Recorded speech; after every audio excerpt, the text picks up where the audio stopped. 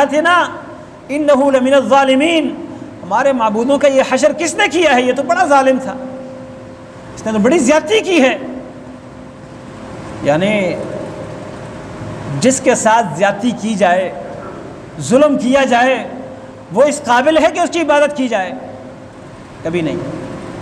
لیکن انہوں نے کہہ دیا، پھر کہنے لگے سمعنا فتن، ہاں ایک جوان ہے، اس کے بارے میں ہم نے سنا تھا، یذکرہم، جو ان کے بارے میں بولتا تھا، یقال لہ ابراہیم، ان کو ابراہیم کہا جاتا ہے، جوان ہے، کردار جوانوں والا، کیونکہ شرک کے اڈے کو مسمار کر دیا۔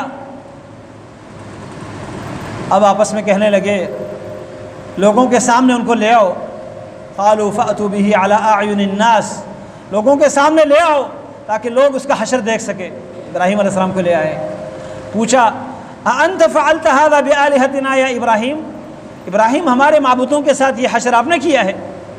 ہمارے معبودوں کے ساتھ یہ سلوک آپ نے کیا ہے؟ ابراہیم علیہ السلام کو موقع ملا، کہنے لگے بل فعلہ، بلکہ کیا ہے کرنے والے نے، کبیرہم ھذا، ان کا بڑا یہ موجود ہے، بڑا یہ موجود ہے، اس کو نہیں توڑا تھا۔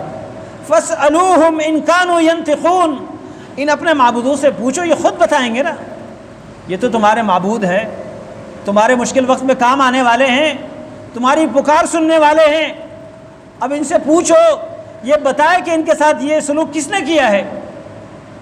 اب ان کو دعوت دینی تھی، ان کے دماغ پر ایک بات کو کلک کرنا تھا، وہ بات ان کے دماغ میں پہنچ گئی، سر جھکا کے کہنے لگے لقد علمت ما هؤلاء ينطقون، ابراہیم آپ کو بھی پتہ ہے کہ یہ بات نہیں کرتے، بولتے نہیں ہیں، یہ بول نہیں سکتے، اتنے بے بس ہیں، اتنے عاجز ہیں، پھر بھی ہم نے ان کو معبود بنایا ہوا ہے۔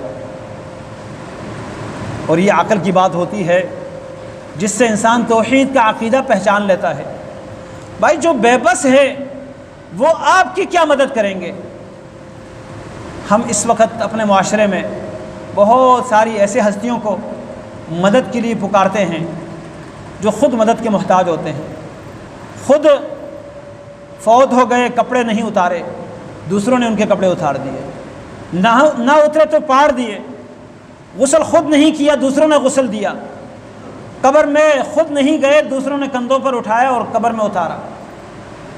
پھر ان تمام معاملات میں وہ مجبور تھا، محتاج تھا، اور جب زندہ تھا تو وہ ایک زبان یا دو زبانیں یا جو زبانیں اس کو آتی تھی وہ زبانیں سمجھتا تھا۔